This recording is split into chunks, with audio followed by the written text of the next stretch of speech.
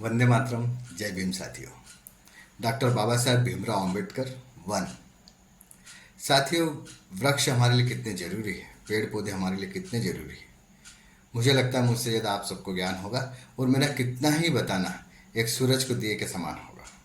हाँ, बाकी मुझे ऐसा लगता है कि अगर अब हम नहीं जागे, अब अगर हमने पेड़ पौधे का संरक्षण नहीं करा, वनों का संरक्षण नहीं करा, तो आने वाली पीढ़ी दूर नहीं है जब पीठ पर ऑक्सीजन सिलेंडर लेकर घूमेगी और श्वास के बदले नली लगाकर घूमेगी। साथियों, हमें आने वाली पीढ़ी को वृक्ष देकर जाना और जंगल देकर जाना है।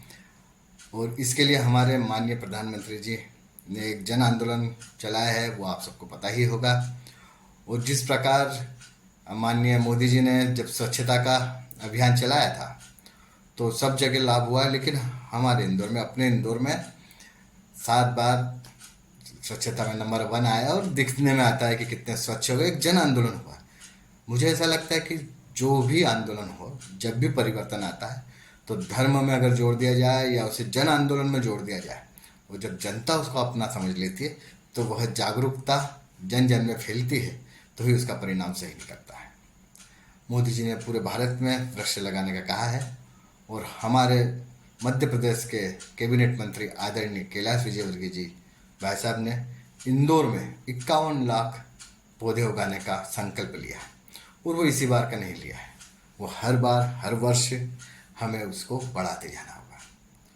और 51 लाख पौधे लगाना साथियों असंभव सा लगता है, लेकिन मैंने बचपन से देखा है, जब जब आदरणीय कैलाश विजयवर्गीय जी भाई साहब ने, लोकप्रिय विधायक आदरणीय रमेश मेंदुला दयादयालु ने, उनके साथ में तरुणाई युवा नेता पूर्व विधायक आदरणीय आकाश विजयवर्गीय जी ने, सभापति मुन्नालाल यादव जी सर का मार्गदर्शन लिया है, तो असंभव सा काम भी संभव हुआ। साथियों, भी मैंने देखा है कि 5 लाख से ऊपर तो पौधे लग चुके हैं और हमारे 27 नंबर वार्ड में ही अभी तक हजारों पौधे लगवा चुके हैं। तो साथियों, बहुत ही जल्दी 51 लाख पौधे में, मुझे तो ऐसा लगता है कि उससे ज़्यादा पौधे लगेंगे। इसमें खुशी की बात यह है, ऐसे तो जब जन आंदोलन होता है तो हम सब लोग एक हो जाते हैं, जाति धर्म पंथ सभी को छोड़कर एक होते, तभी कोई सा आंदोलन अच्छे से होता है। पर अभी हमारे पूर्व नगर अध्यक्ष, अनुसूचित जाति मोर्चा के नगर अध्यक्ष आदरणीय राजेश भाई सिरोडकर जी ने एक आयोजन रखा था, जिसमें आदरणीय कैलाश जी भाई साहब आए थे। उन्होंने जब हमारा उत्साह देखा इस वृक्षारोपण के लिए, तो उन्होंने हमें एक सौगात दी है।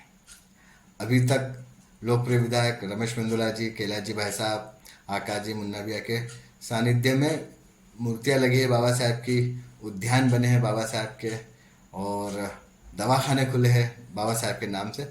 अब कैलाश जी भाई साहब ने हमें एक वन दिया है, डॉक्टर बाबा साहब भीमराव अम्बेडकर वन।